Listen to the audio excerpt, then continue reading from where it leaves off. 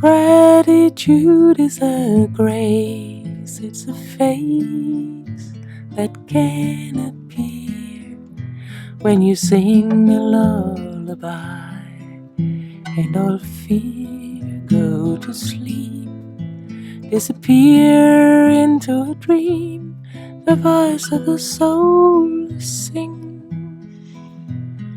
You're united with me, you are here where I belong.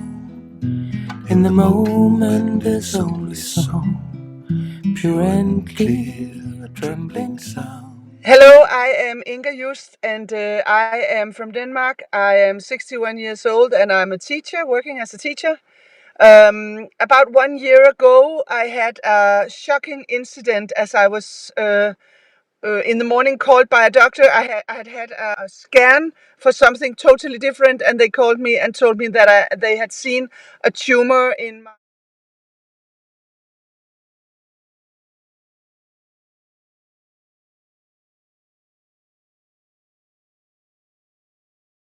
As a fact, it's a very serious thing to be told, and the doctor, she was almost talking to me more if I was dead than alive.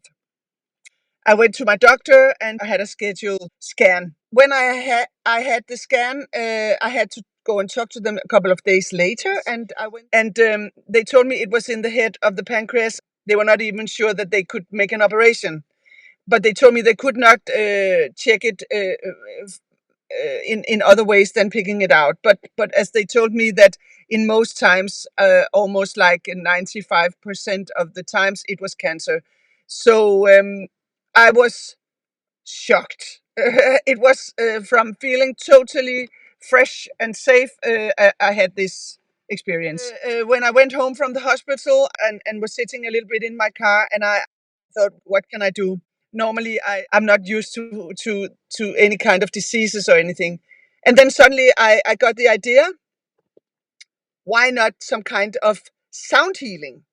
I have never been in a sound healing before. Only in gongs. I have tried that once. In some way, boop, it popped into my head, and I was googling it, and as the first Githa came up, and I thought, well, I think I've heard that name before. I tried to call her, and I texted her, and then she called me a couple of hours later, and she said, "Okay, let's take a check on you. I can do it by phone." During Corona, I found out that I could scan also on distance because kind of I can tune into you. And I thought, well, that's really rare. This she started making these sound that I had never heard before. This hung, and was scanning me. And at first I was, it's really weird. This, but then I stopped laughing because at the same moment I was serious because I could feel it in my body. This is something. And then she scanned me and she said, well, there is something in your pancreas, but it's not in the head. And I said, well, it is. They just had all the scanned results, and they told me it was all the team of the hospital. And she said, no, it's not. Uh, Tomorrow I'll call you again, and I will make my partner Merete try to take a scan of you without telling her about anything about that. So we call you tomorrow, and they did. The next morning they called me again from the airport. They were going to Spain to a seminar, and Merete scanned me, and she said, "Well, it's something in your pancreas. It's in the back of the pancreas, the tail, or something like that." And I said, "Well, that's strange, but okay, thank you." And they made a sound healing with me, and it had a very strong influence on me. I just immediately felt that this was something on another level than just talking or normal things that I know. It's something, it kind of connected directly with me in a way that I can only describe it as it was connecting in a cellular way or something. It was like all these small cells were rising in some strange way. So I had a very very strong bodily reaction, and I was crying, and I was really in another way feeling met exactly the way I had to be met in this moment of total fear. The next Tuesday, I had to go to the hospital again. to talk whether they wanted to operate me or not, because it's only 20% of people with the tumor in the head of the pancreas that they decide to operate, because you have to take away part of your guts and the whole pancreas and a lot of things. It's a horrible operation. It's a very big operation. I found out even if you operate, your prognosis are about 5 years. That's the most that you can expect. So terrible situation. Tuesday, I went to the doctors again. It was a new doctor sitting there, and he said, "Well, we have a strange information for you. They have been looking at the scans in another hospital, and they told us that it's not in the head. It's in the back part. It's in the tail of the pancreas, and that means that we have to operate, and it's a much better situation for you." I had heard about the seminar in Spain. Githa and Merete were making they're making this education for practitioners in the whole world, and I thought, well, this is something for me.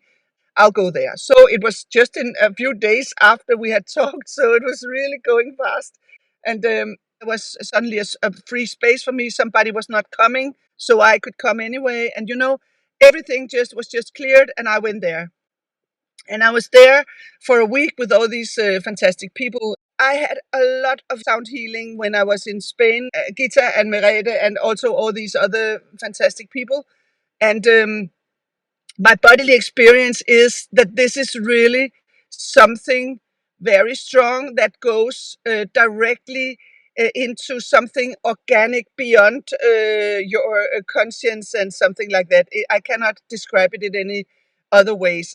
In fact, I'm very scientific oriented, but I just have to give in for this because it's a bodily sensation where it depends of the tones that are used when you're healed, and it will go different places in the body in a very organic way, where I can suddenly, in some way, sense myself from another view. I don't know how to explain it.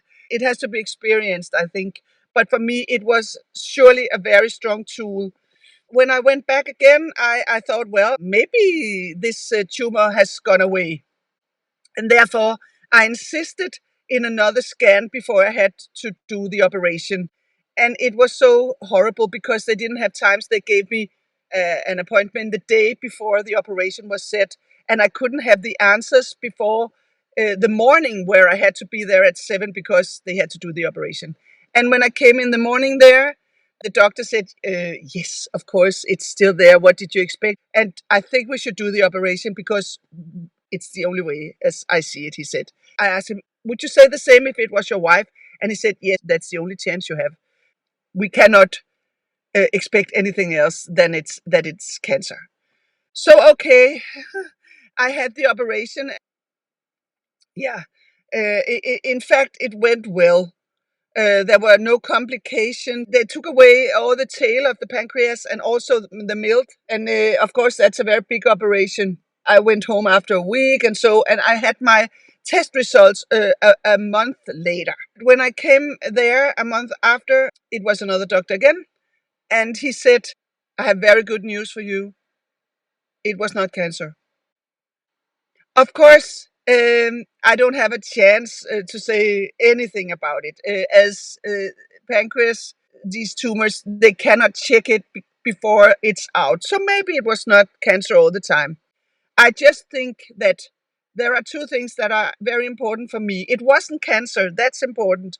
And normally, as I heard from this doctor, he is the leading specialist in Denmark, and he operates one operation or two operations every day. And he has been working there for years, and he could only think about one patient where wasn't cancer, and then I was number two. So that's one thing. I think that's fantastic, and maybe it has something to do with all this fantastic kind of healing that I can feel has very big influence on me.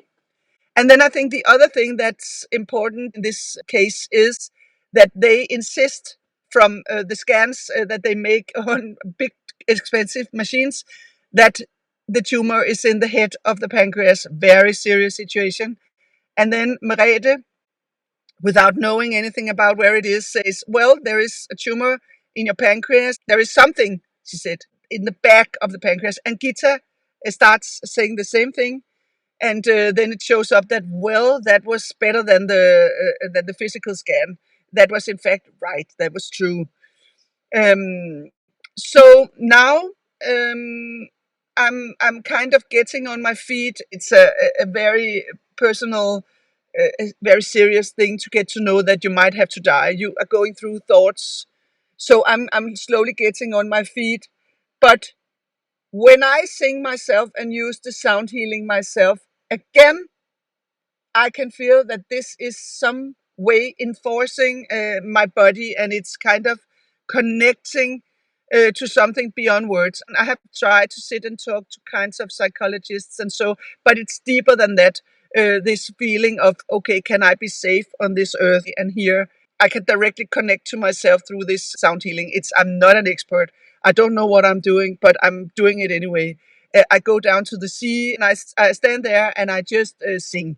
It's very profound and it's very directly to my emotions and to something more than just my emotions. That's my testimony from a very serious story that ended in a very good way. So I'm very happy and grateful, of course.